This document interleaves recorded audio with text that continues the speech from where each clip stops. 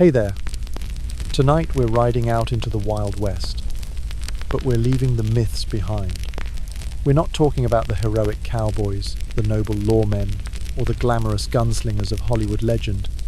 We're talking about you, a regular person plucked from your comfortable modern life and dropped into the harsh, unforgiving reality of the American frontier in the 1870s. This isn't a story about adventure and glory, it's a story about survival, and why, for most of us, it would be a losing battle. It's about the daily grind of filth, disease, back-breaking labor, and constant, low-level fear that was the true experience for the vast majority of people who settled the West. Forget what you've seen in the movies. You wouldn't last a single day. If this kind of calm, detailed, and immersive history helps you to unwind and drift off, I'd appreciate it if you'd like the video and subscribe to the channel, but only if you genuinely find some peace in these stories. And as always, I love to see the quiet community we're building here. Please, leave a comment and let me know where you're listening from and what time it is in your corner of the world. It's a strange and wonderful thing to know we're all settling in together. So, dim your lights.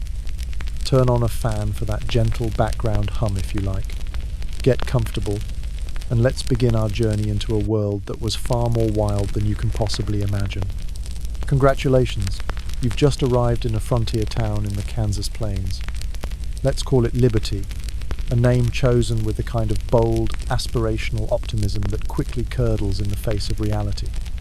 You've spent the last 6 days on a crowded, swaying, clattering train, and stepping onto the wooden platform is not the relief you imagined.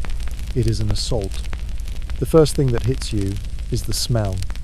It is a complex, layered, and profoundly offensive odor that the romantic paintings of the West conveniently leave out. The base note is dust-defying, alkaline powder that coats everything, gets in your eyes, your nose, your mouth, and feels gritty between your teeth. Layered on top of that is the thick, pungent smell of horse and mule manure, a smell so pervasive it seems to be a permanent part of the atmosphere.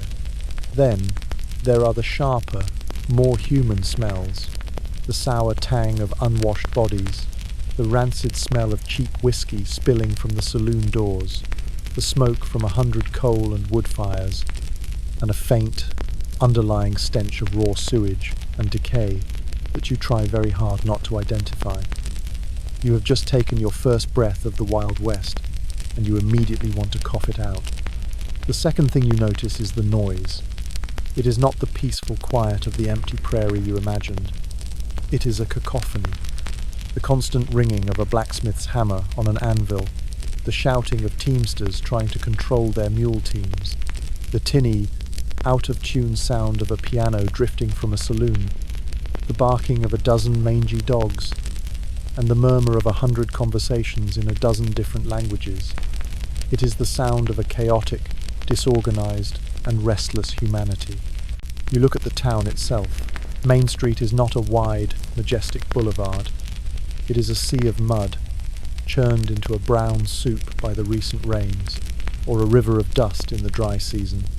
There are no sidewalks, only raised wooden boardwalks of uneven, splintered planks in front of the buildings. The buildings themselves are flimsy, false-fronted wooden structures, hastily erected and already looking weathered and tired. They lean against each other like weary drunks. The people are a jarring sight.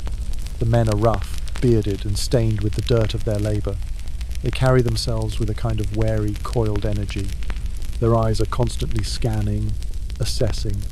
Many of them are openly carrying firearms, not in fancy, low-slung holsters, but tucked into their belts, a casual and menacing part of their daily attire. The few women you see move quickly, their long skirts dragging in the filth, their faces set in grim, determined lines. You are an outsider. It is written all over you. Your clothes are too clean. Your face is too soft. You have the wide, slightly stunned look of a person who has just stepped into a world they do not understand. And everyone notices. The looks you get are not friendly. They are curious, appraising, and slightly contemptuous. You are a greenhorn, fresh meat, a person who does not yet know the hard rules of this place. You came here with a dream. Maybe you bought a small plot of land sight unseen from a railroad advertisement that promised a fertile paradise. Maybe you came to open a small business, or simply to escape a dead-end life back east. You came here seeking opportunity, freedom, a new beginning.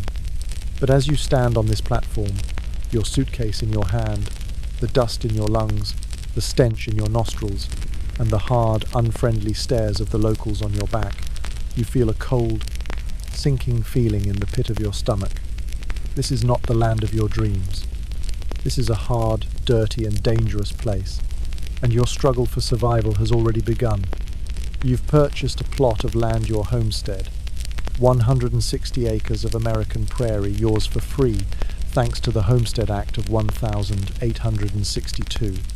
All you have to do is prove up on it, live on it, and cultivate it for 5 years. In the pamphlets back east, this sounded like a gift from God, the foundation of a family empire. Now that you are here, you see it for what it is. A square of flat, featureless, and intimidatingly empty land under an enormous, indifferent sky. And the first thing you must do is build a home. You are on the plains. There are no trees. You cannot build a charming log cabin. There is no lumber mill. The cost of hauling finished lumber from the nearest railhead is prohibitively expensive. So you must build your home from the only resource that is available in abundance, the earth itself. You are going to build a soddy. The process is back-breaking. You use a special plough to cut the prairie sod into long, thick ribbons. This is not like ploughing a field back home. The prairie sod is a dense, tangled mass of grass roots that have been growing for 1,000 years. It is as tough as leather. Cutting it is a brutal, physically punishing task. Once you have your sod bricks, you begin to build your walls. You lay them like giant, earthy bricks, grass side down. The house is small, maybe 10 by 12 feet. It has one room. That one room will be your kitchen, your bedroom, your living room. You leave openings for a door and maybe one small window. The roof is made of a lattice of scavenged brush or cottonwood poles, covered with more sod. The floor is the bare earth you started with. After weeks of labour, your home is complete. It looks less like a house and more like a part of the landscape, a small, square hill rising from the prairie. You step inside. The interior is dark, even in the middle of the day. The single small window lets in only a sliver of light. The air is damp and smells strongly of earth, of wet roots and decaying grass. It is the smell of being buried alive. When it rains, your house does not just leak, it weeps. Water seeps through the sod roof, dripping in muddy rivulets onto your bed, your table, your food. The walls become soft and damp. The floor turns to mud. You live in a constant state of clammy misery. In the summer, the soddy is surprisingly cool, its thick earthen walls providing a respite from the brutal prairie sun. But it is also a haven for every insect, snake, and rodent on the plains. Fleas and bedbugs infest your bedding. Spiders spin webs in the corners. Mice rustle in the walls. It is not uncommon to wake up and find a bull snake coiled in the rafters above your bed, hunting for mice. You learn to live with this constant, crawling company. In the winter, the soddy is a tomb of cold. The prairie winds howl with a physical force, driving the snow and the cold through every crack and crevice. You stuff the window with rags. You hang a blanket over the door. But the cold is relentless. The temperature inside your home can drop below freezing. Water freezes in the bucket by the door. You huddle around your small, smoky stove, feeding it precious, scarce fuel-rid grass, corn cobs, or buffalo chips, dried manure, and you pray for spring. This is your castle. This is your piece of the American dream. It is a dark, damp, and dirty cage made of earth. It provides shelter but not comfort. It keeps out the worst of the elements, but it invites in the loneliness and the despair. You have a home, but you do not feel at home. You feel trapped. A tiny, insignificant creature living in a burrow under a vast, empty sky. and the 5 years you must endure here stretch out before you like an eternity. The sun rises, a fierce white ball on the flat horizon, and your day begins. But your first thoughts are not of your work in the fields. They are of the basic, fundamental necessities of life that you once took for granted and now have become a daily struggle. Water and waste. You need water. For drinking, for cooking, for the meagre attempt at washing you might make. Where do you get it? There is no tap, no faucet. You have to find a source. If you are lucky, there is a creek or a spring on your property. More likely, there is not. This means you have to dig a well. You dig by hand, with a shovel and a bucket. A grueling and dangerous process. You dig down 10, 20, 50 feet into the hard-packed earth, hauling up bucket after bucket of dirt. The risk of the well collapsing and burying you alive is constant. If you succeed, if you hit the water table, you now have a source of water, but is it clean? The water you draw up is often murky, full of sediment, and has a strange alkaline taste. It might be contaminated by animal waste, or by the seepage from your own outhouse. There is no concept of water purification. You drink it and you hope for the best. This contaminated water is a primary vector for disease.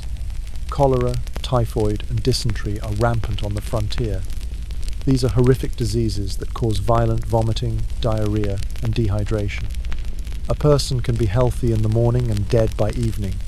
An entire family can be wiped out in a week by a single contaminated well.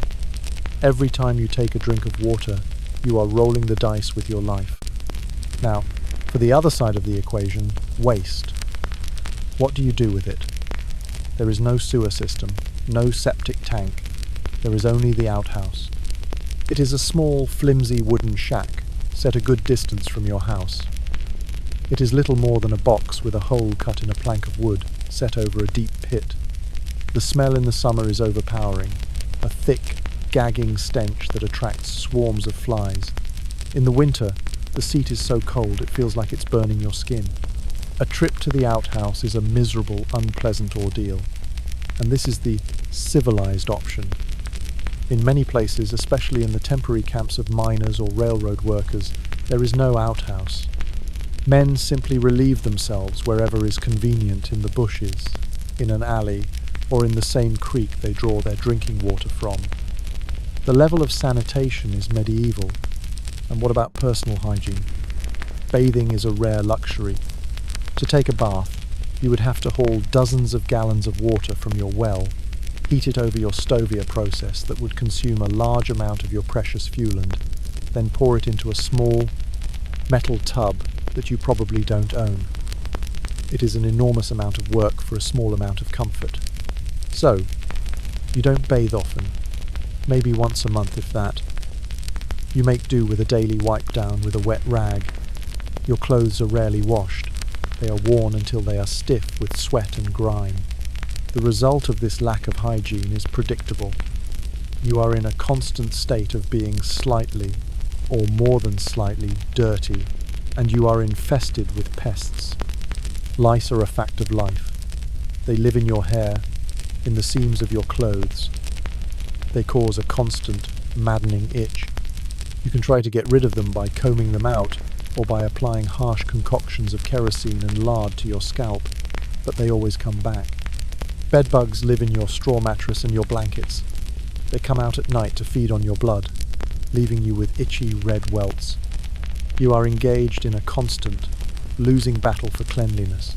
The dirt, the grime, the pests, they are a part of your daily existence. You learn to live with the itch, with the smell, with the constant risk of disease. You learn to lower your standards of comfort and hygiene to a level that would horrify your former self. This is what it takes to survive. You have to let go of the niceties of civilization and embrace the raw, dirty reality of the frontier. It is a humbling and deeply unpleasant education. Your body is a machine that requires fuel, but on the frontier the fuel is low-grade, monotonous, and often barely palatable. Forget the romantic image of the cowboy cooking a steak over an open fire. Your diet is a grim, repetitive cycle of a few basic, durable foodstuffs. The foundation of your diet is what you can grow, what you can preserve, and what you can afford to buy in bulk. This means beans, bacon, and bread, day in, day out. The beans are dried pinto beans, boiled for hours over your stove until they are a soft, mushy paste. They are filling, but bland. The bacon is not the crisp, smoky delight you might imagine. It is salt pork, meat that has been heavily cured in salt to prevent it from spoiling. It is so salty that you often have to soak it in water for hours before you can even cook it. It is tough, greasy, and its primary flavor is salt. You eat it because it provides much-needed calories and fat. The bread is cornbread or biscuits made from flour and water. There is no soft, yeasty loaf. Your bread is dense, heavy, and often hard as a rock. You use it to sop up the juice from your beans or the grease from your salt pork. This is your breakfast, your lunch, and your dinner. Sometimes, for variety, you might have fried salt pork for breakfast, boiled beans for lunch, and cornbread with bacon grease for dinner. Fresh fruits and vegetables are a rare and seasonal treat. If you have a small garden, you might have some potatoes, onions, squash, or cabbage for a few months in the summer and fall. But you have no way to preserve them through the long winter other than storing the root vegetables in a cellar. By late winter, your diet has been reduced to the grim trinity of beans, bacon, and bread once again. This lack of dietary diversity has severe health consequences. Scurvy, the disease caused by a lack of vitamin C, is a constant threat. In the late winter and early spring, after months without any fresh produce, the symptoms begin to appear. Your gums become swollen and bleed. Your teeth loosen in their sockets. Old scars, long since healed, begin to reopen. You feel a profound lethargy, a deep ache in your joints. It is a miserable, debilitating condition, and it is all too common. And what about meat? While game deer, antelope, prairie chickensis plentiful on the plains, you may not have the time or the ammunition to hunt regularly. Your work on the homestead is all-consuming, from sun-up to sundown. Taking a day off to hunt is a luxury you cannot afford, and ammunition is expensive.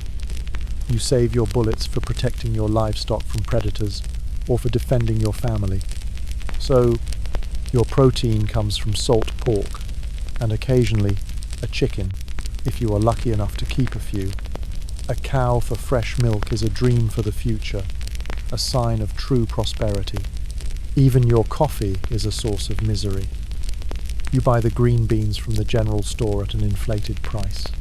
You roast them yourself in a skillet over the fire, a process that is easy to get wrong. More often than not, you burn them, resulting in a bitter, acrid brew. You boil the crushed beans in a pot, grounds and all.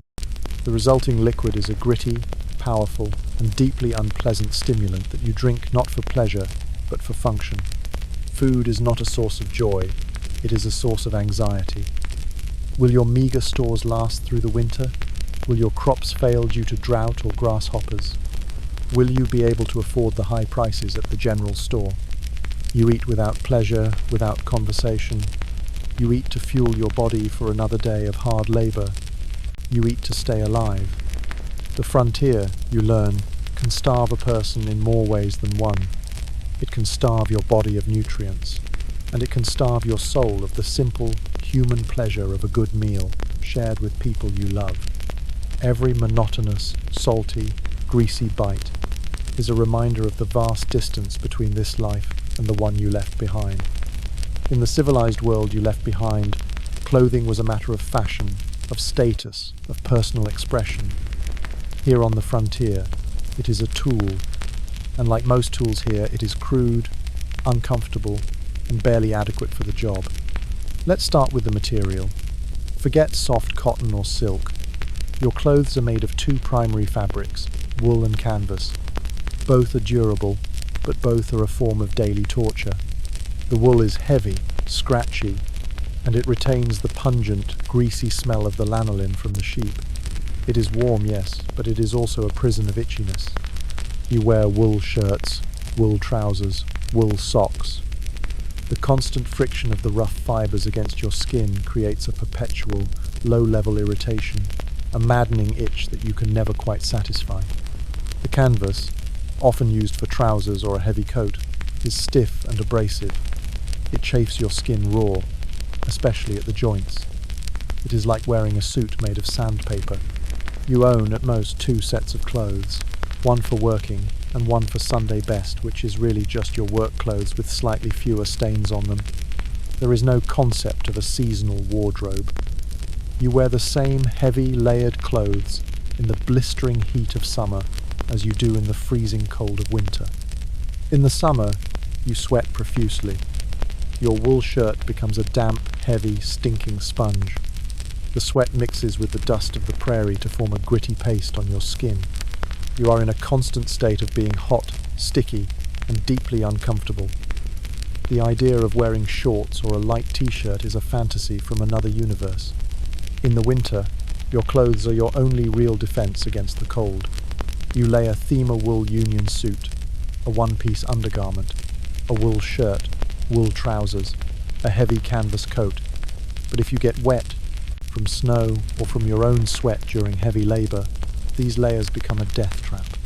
Wet wool loses much of its insulating properties, and the dampness against your skin can lead to hypothermia, a swift and silent killer. And your clothes are never truly clean. Washing is an enormous undertaking. You have to haul the water, heat it, scrub the clothes on a washboard with harsh lye soap, rinse them, and then hang them to dry. It is an all-day job, so you don't do it often. You wear your clothes until they can stand up on their own, until the smell becomes unbearable even to you. This lack of hygiene, combined with the sweat and the dirt, makes your clothes a perfect breeding ground for lice and other pests. The seams of your trousers, the collar of your shirt, these are the homes of tiny creatures that feast on you day and night. The constant itching is just another layer of misery in your daily life. And what about your shoes? A sturdy pair of leather boots is one of your most precious possessions. They are expensive, and you try to make them last as long as possible. They are heavy, stiff, and not waterproof.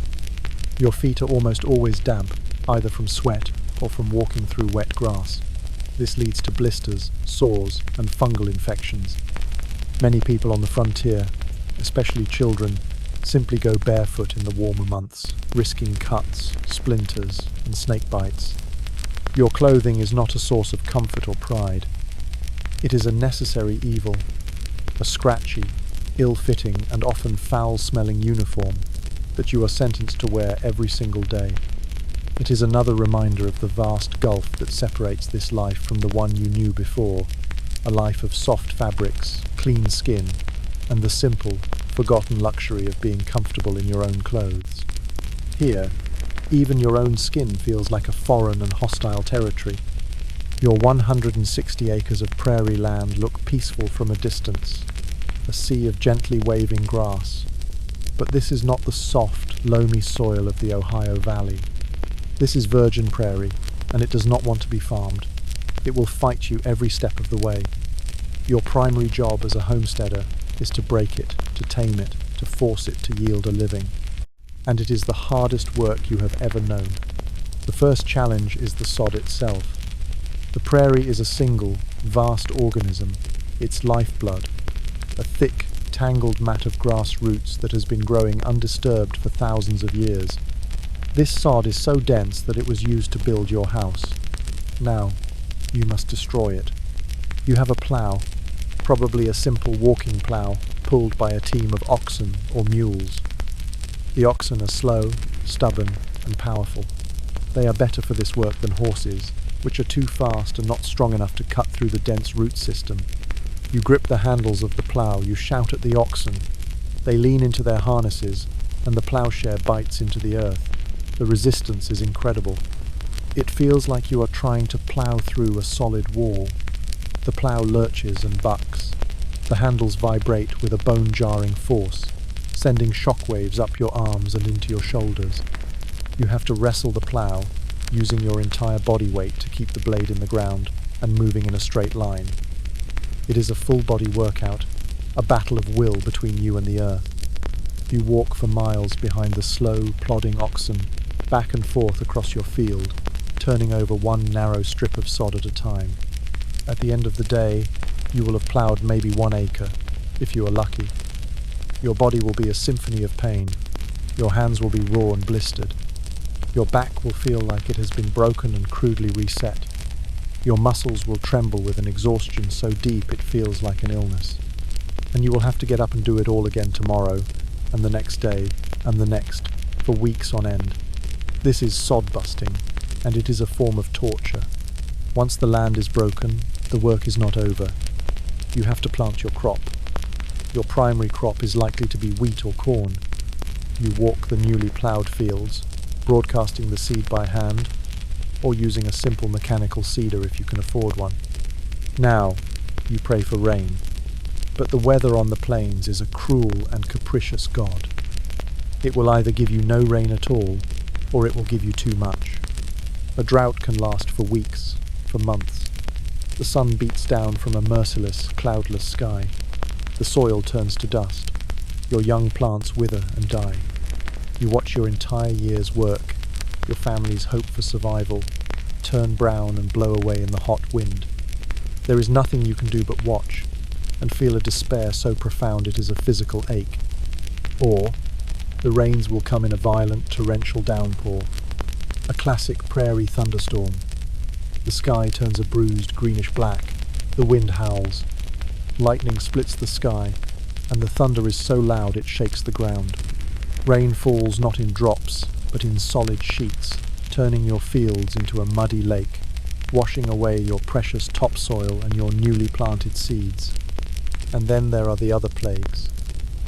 The prairie fire, a wall of flame moving faster than a horse can run, consuming everything in its path. The hailstorms that can flatten an entire field of mature corn in a matter of minutes. The ice stones as large as your fist. But perhaps the most terrifying plague of all is the grasshoppers. They come in swarms so large they block out the sun. They descend upon your fields with a great humming, clicking sound. They eat everything. They eat the leaves, the stalks, the roots. They eat the curtains from your windows and the clothes off your line. They eat the wooden handle of your shovel. In a few hours, they can reduce your green, promising field to a barren, chewed-up wasteland. When they are gone, all that is left is the deafening silence and the stench of their crushed bodies. Being a homesteader is a constant, year-round gamble against nature. You are betting your life and the lives of your family on the hope that the weather, the insects, and the earth itself will relent for just long enough for you to coax a meagre living from the soil. It is a life of endless labour, of constant anxiety, and of frequent, heartbreaking failure. The romantic notion of the independent yeoman farmer, master of his own destiny, is a cruel joke. You are not the master of this land. You are its servant, its supplicant, and often its victim. The work of breaking the earth is a battle, but at least the earth is an enemy you can see and touch. The sky is another matter entirely. The sky on the prairie is not a gentle, picturesque backdrop. It is an active, often malevolent character in the story of your life. It is a vast, empty stage where dramas of terrifying violence and power unfold with no warning and no mercy. You learn to read the sky with the same intensity that a sailor reads the sea. You learn the different shapes of the clouds, the different colours of the sunset. You learn that a greenish tint to the sky in the late afternoon means hail or a tornado. You learn that a ring around the moon means a blizzard is coming. The sky is your only almanac, your only warning system. Let's say it's a hot, humid day in July. You are working in your cornfield, the sun beating down on you, the air thick and still. In the late afternoon you see them. The clouds begin to build on the western horizon. Great, towering thunderheads that climb miles into the atmosphere. They are not white and puffy. They are dark, bruised and menacing, like great, angry anvils in the sky. The wind begins to pick up. The temperature drops suddenly. The air takes on a strange metallic smell. The birds fall silent. The world holds its breath. You know what is coming. You abandon your work in the field. You gather your livestock, if you have any, and secure them in their crude shelter. You rush your family into the soddy, and then the storm hits. It is not just rain, it is a physical assault. The wind comes first, a solid wall of force that shrieks and howls. It tears at the roof of your soddy. You can feel the entire structure groaning and shifting under the pressure. You pray that the thick earthen walls will hold. Then comes the lightning. It is not the distant flicker you are used to. It is a constant, terrifying barrage. The sky is split open by jagged, brilliant flashes of light, followed instantly by a crash of thunder so loud and so close that it is a physical blow. The ground shakes. The air crackles with electricity. You are inside a drum that is being beaten by a giant. Then comes the hail. It starts as small, pea-sized stones, but quickly grows to the size of marbles, then walnuts, then your fist. The sound of the hailstones hammering on your sod roof is a deafening, continuous roar. You huddle with your family in the center of the dark room, away from the single, fragile window which you know will soon be shattered. You listen to the sound of your year's work being destroyed. Every one of those hailstones is a tiny, frozen bullet, shredding the leaves of your corn, smashing your vegetables into the ground, turning your promising green field into a battered, broken wasteland. The storm passes as quickly as it came. The wind dies down. The hail stops. The sun comes out. You step outside your soddy. The world is unnaturally clean, washed and glittering. But your field is gone. Your crop is destroyed. A year of back-breaking labour has been obliterated in 15 minutes.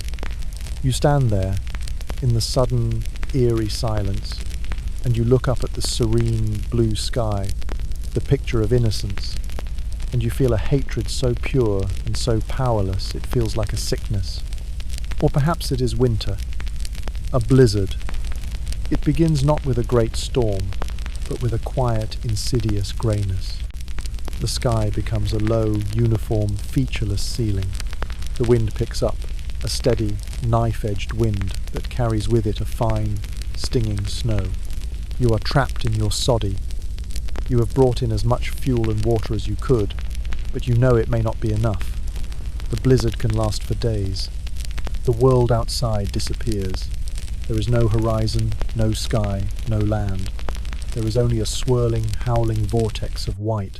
The sound of the wind is a constant, maddening moan. It finds every crack in your home, whistling through the walls, driving fine, powdery snow into your living space. The cold is a physical presence, a predator. It drains the heat from your body, from your fire. You huddle around the stove, wrapped in every blanket you own. But the cold seeps into your bones. You are never truly warm. You begin to suffer from a kind of sensory deprivation. The world is reduced to the cramped, dark interior of your home and the unending, featureless howl of the wind outside. You lose track of time. Is it day or night? Has it been 1 day or 3? The greatest danger is the white death getting lost in the storm. If you have to venture outside to check on your livestock or to get to your well, you can become disoriented in a matter of feet. The swirling snow creates a whiteout, a world with no landmarks, no sense of direction. You can wander away from your own front door and freeze to death just a few yards from safety. Many settlers tie a rope from their house to their barn so they can find their way back. When the blizzard finally ends, the world is transformed. It is a landscape of immense sculptural snowdrifts, beautiful and treacherous. Your house might be buried up to the roof. You have to dig your way out. You emerge into a world that is silent, frozen, and blindingly bright. You have survived, but the winter is far from over. This is your relationship with the sky. It is not a source of beauty or wonder. It is a source of constant, unpredictable threat. You are a tiny, fragile creature, at the mercy of its violent, majestic, and utterly indifferent moods. And your survival depends on your ability to read its signs, to respect its power, and to endure its fury. The grand, dramatic violence of the weather is not the only natural threat you face. Your daily life is a constant, low-level war against a host of smaller, but no less dangerous, adversaries. The natural world of the frontier is not a pristine, romantic wilderness. It is a place filled with things that crawl, slither, and swarm, and many of them seem to have a personal vendetta against you. Let's start with the snakes. The prairie is home to a variety of venomous snakes, most notably the rattlesnake. They are masters of camouflage, their patterned skin blending in perfectly with the dry grass and rocks. You can be inches away from one and not see it. You learn to walk with a constant, cautious awareness. You never step over a log without first checking the other side. You never put your hand into a pile of wood or a dark crevice without probing it first with a stick. The sound of a rattlesnake's rattle, a dry, buzzing, electric sound, becomes the most terrifying sound on the prairie. It is a sound that bypasses your ears and goes straight to your adrenal gland. It means you are moments away from a potentially fatal bite. A rattlesnake bite is a horrific experience. The venom is a hemotoxin, which means it attacks your blood and tissue. The pain is immediate and excruciating. The area around the bite swells to a grotesque size. The skin discolors, turning black and blue. You suffer from nausea, dizziness, and difficulty breathing. There is no effective antivenom available to you. The folk remedies are useless and often harmful. The common wisdom is to cut the wound open and try to suck the venom out, a practice that is not only ineffective but can introduce a serious infection. Another common cure is to drink a large amount of whiskey, which only serves to accelerate your heart rate and spread the venom through your body more quickly. If you are bitten, your survival depends on the location of the bite, the amount of venom injected, and your own physical constitution. You will endure days of agony. If you are lucky, you will survive, perhaps with a permanently damaged limb or a disfiguring scar. If you are not, you will die a slow, painful death. Then there are the spiders and scorpions. The black widow spider, with its telltale red hourglass, lurks in dark, quiet places in your woodpile, in your outhouse, under your bed. Its bite is neurotoxic, causing severe muscle cramps, nausea, and intense pain. It is rarely fatal to a healthy adult, but it is an agonizing experience that can last for days. Scorpions are common in the more arid regions. They too like to hide in dark places, such as your boots. You learn the vital habit of shaking out your boots every single morning before putting them on. A scorpion's sting is intensely painful, and while not usually fatal, it is another source of misery in a life that is already full of it. But perhaps the most maddening threats are the insects. The flies are a constant presence, drawn by the smell of your livestock, your food, your waste.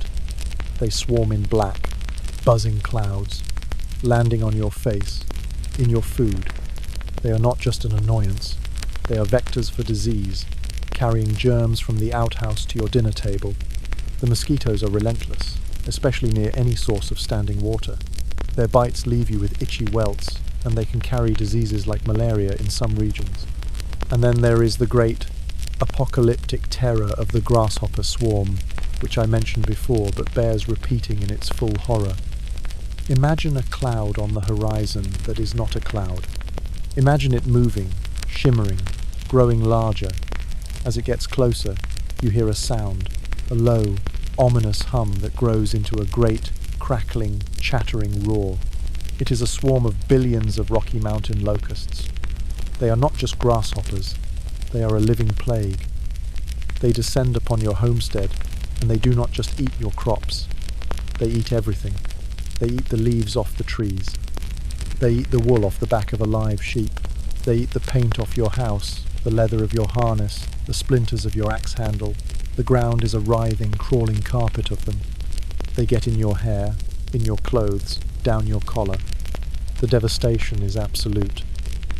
In a matter of hours, a landscape that was green and full of life is reduced to a brown, barren, chewed-up wasteland. The swarm moves on, leaving behind a profound, deathly silence and a sense of biblical despair. You have been visited by a force of nature so vast and so destructive that it feels like a personal judgment from God. This is the world you inhabit. It is a world where the smallest creatures can pose the greatest threats. You are not the master of this domain. You are an intruder, a soft, vulnerable creature in an ecosystem that is ancient, complex, and filled with a million small, sharp, and often poisonous ways to remind you that you do not belong here. Your survival depends not just on your strength, but on your constant, weary vigilance against the things that crawl and slither and swarm. After weeks, maybe months of grueling labor and profound isolation on your homestead, the day comes when you must go to town. Your supplies are running low. You need flour, salt, coffee, and maybe a new blade for your axe. The journey to the town of Liberty is an all-day affair, a significant event that you have been planning for weeks. You load up your wagon, drawn by your slow, steady team of oxen. The journey is not a pleasant one. The prairie trail is not a road. It is two parallel ruts in the earth, carved by the wheels of countless wagons before yours. The ride is bone, jarring. The wagon has no suspension. You feel every rock, every hole. The constant, monotonous jolting is a form of low-grade torture. The landscape is vast and empty. You can see for miles in every direction, and there is nothing to see but waving grass and an enormous sky. The silence is broken only by the creaking of your wagon wheels and the plodding of the oxen. This emptiness can be beautiful, but it is also intimidating. It makes you feel small, insignificant, and terribly alone. After hours of travel, you see it on the horizon, a small, ugly smudge of brown and grey. As you get closer, the smudge resolves itself into the collection of flimsy wooden buildings that is the town of Liberty. The first thing you notice as you approach is the increase in noise and smell. After the profound quiet and clean air of the prairie, the town is a sensory assault. You guide your wagon down the chaotic main street, navigating around other wagons, men on horseback, and loose dogs. You tie up your team in front of the general store. The general store is the commercial and social hub of the town. It is a dark, cluttered room that sells everything from flour and bacon to hardware and ladies' bonnets. The shelves are packed to the ceiling with goods. The air smells of coffee beans, leather, tobacco, and dust. You hand your list to the storekeeper, a shrewd, wary man who has seen 1,000 homesteaders like you. The prices he charges are outrageous. A sack of flour costs 3 times what it would back east. He has a monopoly, and he knows it. You are a captive customer. You have no choice but to pay his prices. You don't have much cash. You will trade for most of what you need. You have brought a few sacks of the corn you managed to harvest. The storekeeper weighs it, his thumb perhaps tipping the scale in his favour, and calculates its value. You trade your hard-won crop for the basic necessities of survival. It feels like a losing proposition. While you are in the store, you catch up on the news. You talk to other farmers and ranchers. You learn who has died, who has given up and gone back east, who is feuding with whom. This is your only connection to the wider community. Your business concluded, you might decide to treat yourself. You might go to the saloon for a single, precious glass of whiskey. You step through the swinging doors into a world of noise, smoke, and masculine energy. The saloon is a dark, rough place, but it has a kind of raw vitality that is both alluring and frightening. You stand at the bar and drink your whiskey. You listen to the conversations around you. The cowboys are boasting. The miners are complaining. The gamblers are whispering. This is the underbelly of the frontier, a place of transient men, of desperate dreams, and of casual violence. You feel out of place here.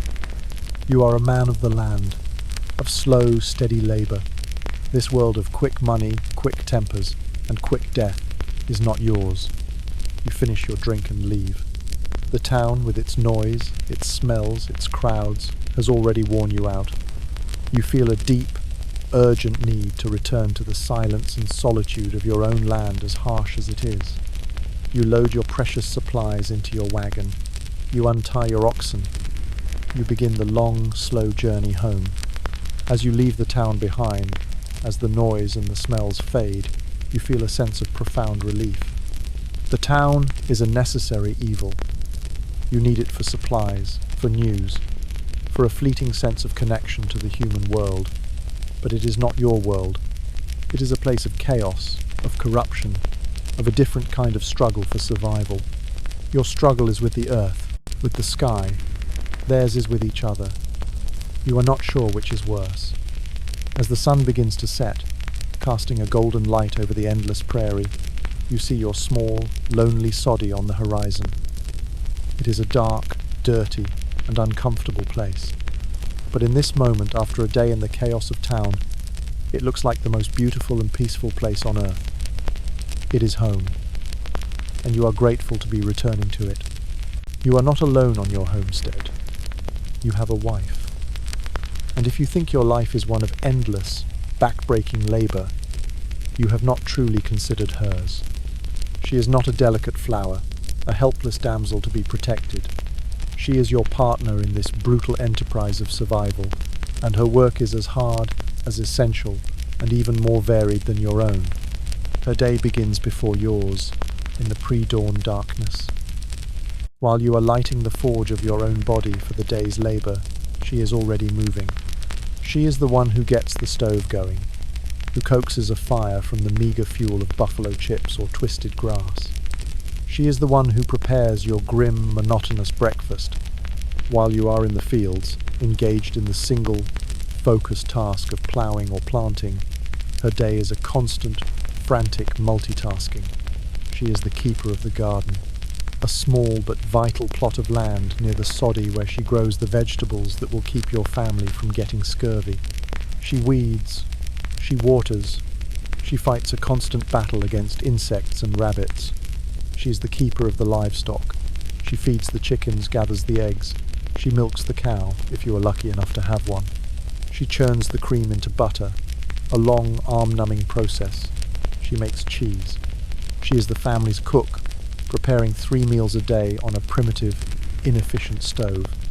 This involves not just cooking, but a huge amount of preparation. She has to grind the corn into meal. She has to render the fat from the salt pork. She has to haul the water. She is the family's laundress. Washing clothes is an all-day, physically punishing task. She has to haul and heat gallons of water, scrub the clothes on a rough washboard with harsh lye soap that she has probably made herself from wood ash and animal fat, rinse them, and hang them to dry on the open prairie, where they are at the mercy of the wind and the dust. She is the family's seamstress. She does not buy clothes from a store. She makes them. She spins wool into yarn. She weaves yarn into cloth. She sews every shirt, every dress, every pair of trousers by hand, by the dim light of a kerosene lamp late at night, after all her other work is done. She is constantly mending, patching, darning, trying to make your few precious garments last another season. She is the family's doctor. When you cut yourself, when a child develops a fever, she is the one who provides the care. She has a knowledge of folk remedies, of herbal medicines, of practical nursing that has been passed down through generations of women. She is a midwife, a surgeon, a pharmacist, all rolled into one. She is the family's teacher. If your children are to learn to read and write, she is the one who will teach them, using a precious, tattered Bible or a single school book as their only text. And on top of all this, when the work in the fields is at its peak, during planting or harvest, she works alongside you. She walks the fields. She helps to bring in the crop. Her body is subject to the same sun, the same wind, the same exhaustion as yours. Her life is a cage of domesticity, but it is a cage that she has to build, maintain, and defend with her own 2 hands. She lives with the constant gnawing anxiety of a mother on the frontier, the fear of disease, of accidents, of snake bites, of Indian attacks. She has likely buried at least 1 child in a small, unmarked grave on the prairie. She does all this without complaint, without praise. Her work is not seen as heroic. It is simply expected. She is the invisible, unpaid engine of your survival. Without her, your homestead would fail. You would fail. You are the brawn, the one who breaks the earth. But she is the heart, the one who turns a dirt hovel into a home, the one who transforms the raw, brutal struggle for survival into a life. You are partners in every sense of the word, chained together by hardship, by necessity, and by a deep, unspoken bond of mutual dependence. You would not survive a day without her, and you know it. If you were a child on this homestead, your life would be an alien concept to the modern mind. The very idea of childhood as a protected, carefree time of play and education does not exist here. You are not a child. You are a small, apprentice adult. Your value is measured not in your happiness, but in your utility. Your life begins with a high probability of ending. Nearly a quarter of all children born on the frontier will not live to see their 5th birthday. You are a survivor of a gauntlet of diseases, cholera, diphtheria, scarlet fever that your parents have no effective way to treat. You have likely watched at least one of your siblings be wrapped in a small blanket and buried in a hand-dug grave behind the soddy. Death is not a distant, abstract concept for you. It is a familiar neighbour. There are no toys, no dolls, no wooden soldiers, no spinning tops. Your playthings are the tools of your future labour. You are given a small bucket and taught to haul water from the well. You are given a small knife and taught how to whittle pegs or prepare vegetables. Your games are imitations of the work you see your parents doing every day. You build tiny sod houses out of mud. You plough the dirt with a stick. Your work begins as soon as you can walk. At age 5, you are expected to contribute. You gather eggs from the chickens. You pull weeds from the garden. You watch your younger siblings, a heavy responsibility for a small child. You learn to be vigilant, to be quiet, to be useful. By the age of 10, you are working alongside your parents at nearly full capacity. If you are a boy, you are in the fields, learning to handle the oxen, to guide the plough. Your father does not teach you with patient words. He teaches you with gruff commands and by example. You learn by doing, by making mistakes, by feeling the ache in your own small back. If you are a girl, you are in the house, learning the vast and complex encyclopedia of skills required to be a frontier woman. You learn to cook on a cantankerous wood stove, to bake bread, to churn butter, to preserve food. You learn to spin, to weave, to sew. You learn the herbal remedies for a cough, for a fever, for a burn. You are learning the craft of survival, and the curriculum is relentless. There is no formal schooling. The nearest school, if one exists at all, is a one-room shack miles away, open for only a few months in the winter when the farm work is lightest. You will likely never attend it. Your education is practical, not academic. You learn to read the sky, to predict the weather. You learn to identify the tracks of animals. You learn the names of the prairie grasses and the edible roots. You might learn to read a few passages from the family Bible, your mother patiently guiding your finger over the words by the dim light of a kerosene lamp. But you will not learn history, or science, or art. Your world is the 160 acres of your homestead, and your education is focused entirely on how to survive within its boundaries. There is a kind of freedom in your childhood, a freedom that is unimaginable to a modern child. You are free to wander the vast, open prairie. You have an intimate knowledge of the land, of its secrets, of its dangers. But this freedom is born of neglect, not of intention. Your parents are too exhausted, too consumed by their own labor, to watch you constantly. You are expected to be self-reliant, to be aware of your surroundings, to keep yourself safe from the rattlesnakes, the coyotes, and the sudden violent storms. You learn to be tough. You learn to endure pain without crying, to be hungry without complaining, to be afraid without showing it. Your emotional landscape is as stark and as unforgiving as the physical one. You have seen things that no modern child should ever see. You have seen your father, a strong and powerful man, weep in despair over a failed crop. You have seen your mother, her face a mask of terror, fight off a prairie fire with wet sacks. You have seen death, disease, and hardship as your daily companions. You are not innocent. The frontier has stripped that from you before you even learn to read. You are a small, weathered, and profoundly competent human being. You are the future of this homestead. the one who will carry on the struggle. Your childhood is not a time of joy, but a long, hard apprenticeship for a long, hard life. And your primary lesson is a simple one: survive. It is the dead of winter. A blizzard has been raging for 2 days, and your family is sealed inside the soddy, a tiny, fragile bubble of life in a universe of howling white. The cold is relentless, a physical entity that presses in from all sides. And your youngest child is sick. It started with a cough a few days ago. Now it is a raging fever. The child lies on the straw mattress, his small body burning with heat, his breath coming in shallow, rapid pants. His eyes are glassy, unfocused. He is delirious, muttering words that make no sense. This is the ultimate terror of the frontier. Not the blizzard, not the wolves, not the fear of starvation. It is this, the sickness of a child, in the middle of nowhere with no help available. There is no doctor. The nearest one is in the town of Liberty, a full day's journey away, and the trail is buried under 10 feet of snow. You are on your own. You and your wife are the only doctors this child will have. Your medical knowledge is a patchwork of folk remedies, superstition, and desperate guesswork. You try everything you know. Your wife boils water and creates a steam with a blanket held over the child's head, hoping to ease his breathing. She makes a tea from willow bark, a natural source of salicin, a substance similar to aspirin. She hopes it will bring down the fever. She applies cool, damp rags to the child's forehead. He shivers violently, his teeth chattering, even as his skin feels like fire to the touch.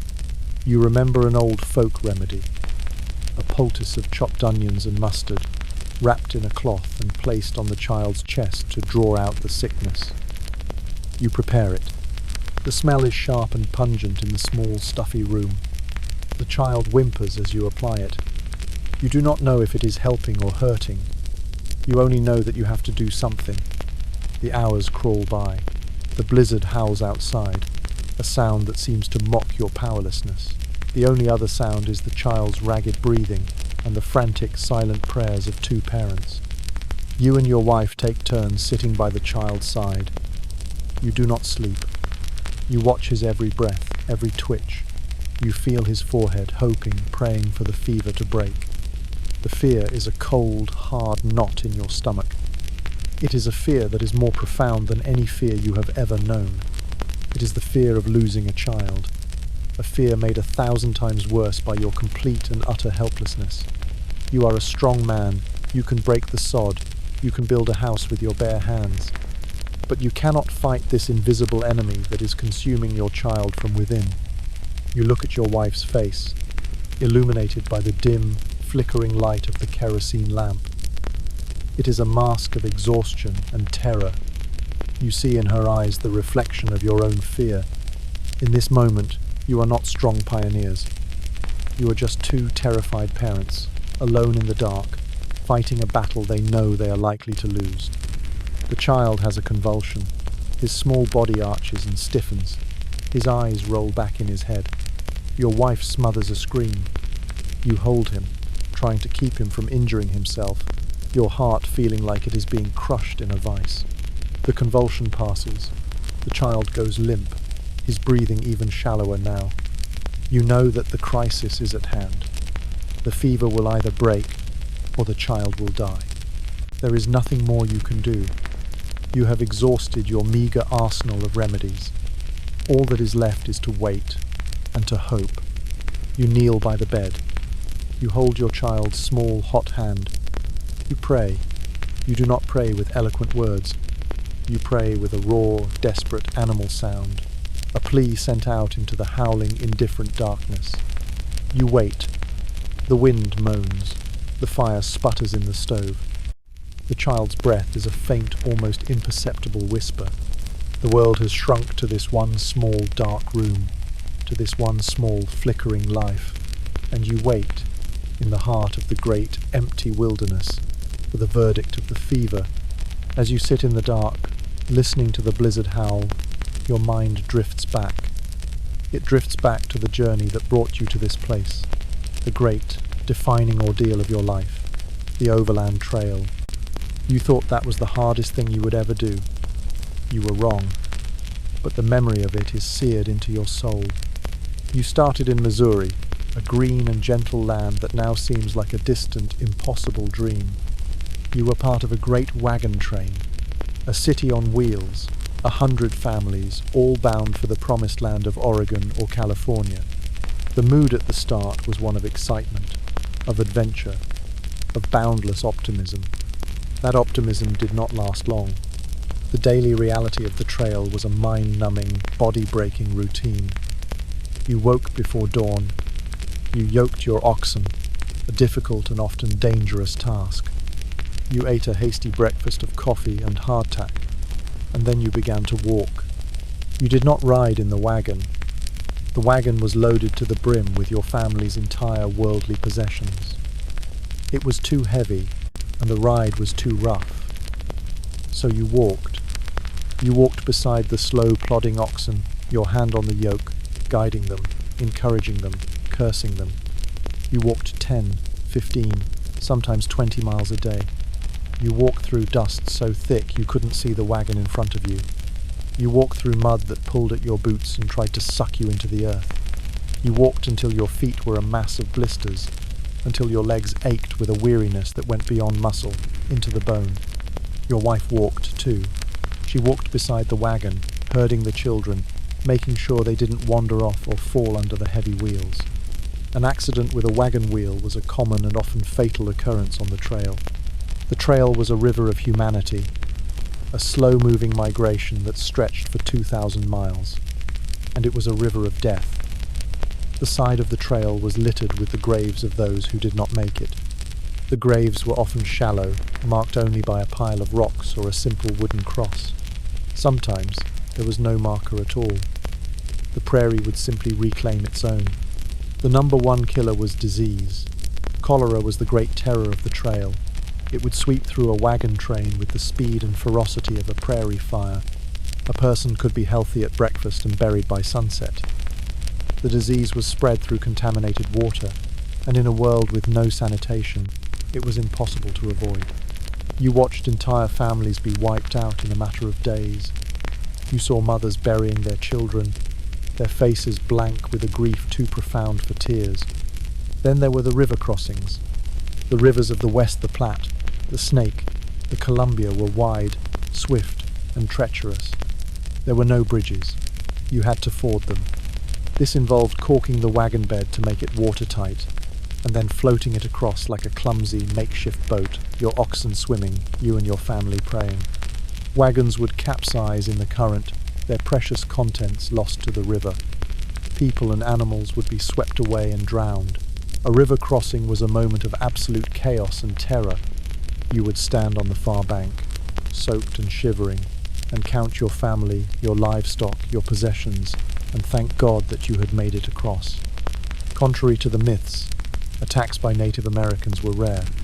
Most of the tribes you encountered were peaceful and often helpful, trading goods or providing guidance. The greatest source of violence on the trail was your fellow travelers. Arguments would break out over trivial matters, a dispute over a grazing spot, an accusation of theft. In the stressed, exhausted, and heavily armed society of the wagon train, these arguments could quickly escalate to gunfire. The journey took 4 to 6 months. It was a test of endurance that pushed you to the absolute limit of your physical and psychological capacity. You were constantly hungry, constantly tired, constantly afraid. You were stripped of all your illusions, all your pride. You were reduced to the raw, essential core of your being. You remember one evening, somewhere in what is now Wyoming, your youngest daughter, the one you had to bury a few weeks later after a bout with the fever, had found a small, beautiful wildflower growing by the side of the trail. She picked it and gave it to your wife. In the middle of all the hardship, the death, the despair, it was a moment of such simple, heartbreaking beauty that you had to turn away so no one would see the tears in your eyes. That is your memory of the trail, not the grand vistas or the thrill of adventure, but the small moments. The taste of dusty water, the sound of the creaking wagon wheels, the sight of a lonely grave by the side of the trail, and the quiet, desperate hope that the next sunrise would find you still alive, still moving west, still clinging to the tattered remnants of the dream that had brought you to this unforgiving land. Your life on the homestead is defined by a profound and often crushing loneliness. Your nearest neighbor is 5 miles away. You might not see another human being outside of your own family for weeks at a time. The silence of the prairie is a living thing. It is a vast, empty canvas on which your own anxieties and fears can paint their most vivid and terrifying pictures. You talk to yourself. You talk to your oxen. You crave conversation, the simple human act of sharing words with another person. The isolation can be a form of madness. It is what the old-timers call prairie madness, a deep, debilitating depression that can lead to despair, to violence, to suicide. It is particularly hard on the women, who are often left alone in the soddy for days while their husbands are away hunting or travelling to town. You live in a world of silence. And yet, you are part of a community. It is a community built not on daily interaction, but on the shared understanding of mutual dependence. You are alone, but you are not on your own. Your survival, and the survival of your neighbours, depends on a fragile but vital network of cooperation. This is the great paradox of the prairie. One day, you see a wagon approaching in the distance. It is your neighbour, the man who lives 5 miles to the east. He has come to ask for your help. He is building a barn, a task that is impossible for one man to do alone. He is organising a barn raising. On the appointed day, you and your family travel to his homestead. So do the other families from a 20-mile radius. It is a great social gathering, a temporary suspension of the isolation that defines your lives. The men work together on the barn. There is a sense of shared purpose, of camaraderie. You are all skilled, practical men. You know what needs to be done. You raise the heavy timber frame. You hoist the beams into place. You nail on the siding. The sound of a dozen hammers ringing in unison is a joyful, powerful sound, a sound of community, of creation. While the men work, the women prepare a great feast. They have all brought their best dishes: roast chicken, potato salad, fresh baked bread, pies. It is a potluck of biblical proportions. The children, freed from their chores, run and play. Their shouts of laughter are rare and beautiful music on the silent prairie. At midday, you all stop work and eat together. You sit on long makeshift tables. You talk. You laugh. You share stories, news, gossip. You are no longer isolated individuals. You are a community. You are reminded that you are not alone in your struggles. After the meal, the men return to work, and by the end of the day, the barn is standing, a proud new structure on the prairie, a testament to what you can achieve together. There are other such gatherings. The quilting bees, where the women gather to work on quilts, to share patterns, to talk, to support each other. The harvest bees, where neighbours move from farm to farm, helping each other to bring in the crops before the weather turns. These moments of cooperation are not just practical. They are essential for your psychological survival. They are the antidote to the prairie madness. They are the moments that recharge your spirit, that remind you that you are part of something larger than your own small, lonely struggle. But this community spirit is a fragile thing. It is reserved for those who are part of the accepted group. Outsiders, people of different races or religions, are often excluded, and the spirit of cooperation exists alongside a fierce competitive individualism. You will help your neighbour build his barn, but you will also compete with him for the best land, the best water rights. This is the complex, contradictory social fabric of the frontier. You are fiercely independent, and yet utterly dependent on your neighbours. You live in a world of profound solitude, punctuated by brief, intense moments of community. You are alone, together, and it is in the navigation of this paradox that you find the strength to endure. As the sun sets on the prairie, it is not a gentle, romantic event. It is a dramatic and slightly terrifying transition. The world is drained of colour, of detail, of life. The vast, open landscape, which was intimidating enough in the daylight, becomes a formless, menacing ocean of darkness. There is no ambient light here, no glow from a distant city, no streetlights. When the sun is gone, the darkness is absolute, a thick, black, tangible substance that seems to press in on your small, fragile sod house from all sides. You light a single kerosene lamp. Its small, flickering flame creates a tiny, besieged island of light in the immense darkness. The shadows it casts are huge and distorted, dancing on the rough earthen walls of your home. Your own shadow becomes a giant, monstrous version of yourself. The world outside is transformed. It is no longer a familiar landscape. It is an unknown country, populated by unseen things. The sounds of the night begin, and they are not the familiar, comforting sounds of a town settling down to sleep.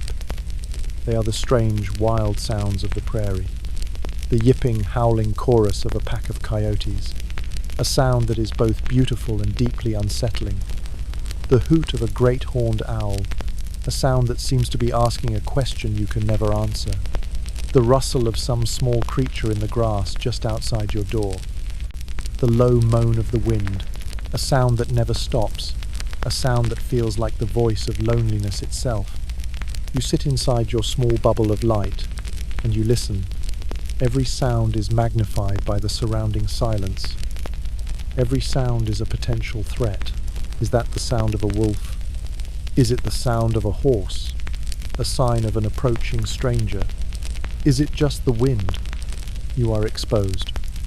You are vulnerable. Your sod house, which feels so solid during the day, now feels like a flimsy, temporary shelter. You are a tiny, fragile speck of humanity in the middle of a vast, indifferent, and potentially hostile wilderness. This is a fear that modern people, bathed in the perpetual twilight of electric light, can never truly understand. It is the ancient, primal fear of the dark, the fear of what lies beyond the reassuring circle of the campfire. You secure the door to your home. It is a simple wooden door, held shut by a wooden bar. It is not a lock. It is a prayer. It is a fragile statement of hope against the vast, dark unknown. You and your family huddle together around the stove. You speak in low voices. The darkness outside seems to demand silence. You tell stories. You sing quiet songs. You do anything to fill the great, empty silence with the small, warm sound of human connection. When it is time for sleep, you do not simply go to bed. You prepare for a long, watchful night. You make sure your rifle is loaded and leaning by the door. You look out the small window one last time, into the impenetrable blackness. You lie down on your straw mattress. You pull the rough wool blankets up to your chin. You close your eyes, but you do not truly sleep. You drift in a state of semi-vigilance, your ears attuned to every sound, your body tensed for any sign of danger. The night on the prairie is not a time of rest. It is a time of endurance.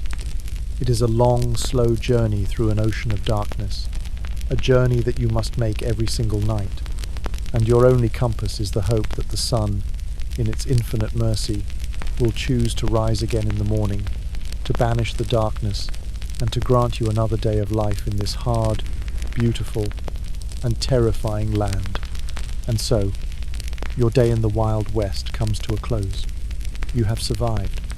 You have endured the filth, the hunger, the back-breaking labor, the sickness, the fear, and the profound, soul-crushing loneliness. You have earned another sunrise. But would you, the person listening to this story in the comfort of your modern bed, have made it? The answer is almost certainly no. And that is not an insult. It is a testament to the immense, almost unimaginable gulf that separates our world from theirs. We are the products of a civilization that has systematically eliminated the very hardships that were the daily reality of the frontier. Our water is clean, our food is abundant and varied, our homes are warm, dry and secure. Our medicine can cure diseases that were once a death sentence. Our world is bathed in light, connected by instantaneous communication. We have been sheltered from the raw, brutal realities of survival in a way that would make us seem like impossibly fragile, pampered creatures to the men and women who settled the West. The romantic myth of the Wild West, with its heroic cowboys and noble pioneers, is a comforting lie. It allows us to celebrate the expansion of a nation without having to confront the horrific cost. The reality was a grim, desperate struggle for existence, a story of suffering, of exploitation, of environmental destruction, and of the near-total annihilation of the indigenous peoples who stood in the way of progress. The true legacy of the frontier is not in the legends of the gunfighters, but in the quiet, uncelebrated resilience of the ordinary people. The homesteader who broke his body against the unyielding sod, the woman who created a home in a dirt hovel, the child who grew up without innocence. They were the ones who truly tamed the West, not with guns, but with a stubborn, dogged, and almost superhuman capacity to endure. Tonight, as you drift off to sleep, let the comfort of your bed, the quiet of your room, the safety of your world be a silent tribute to them. They are the ghosts in our machine of comfort. Their hardship is the invisible foundation upon which our ease is built. Their story, stripped of its romance, is not a tale of adventure to be envied. It is a sobering, humbling reminder of the true price of the world we have inherited, and of the incredible, terrifying, and beautiful resilience of the human spirit in the face of an indifferent wilderness.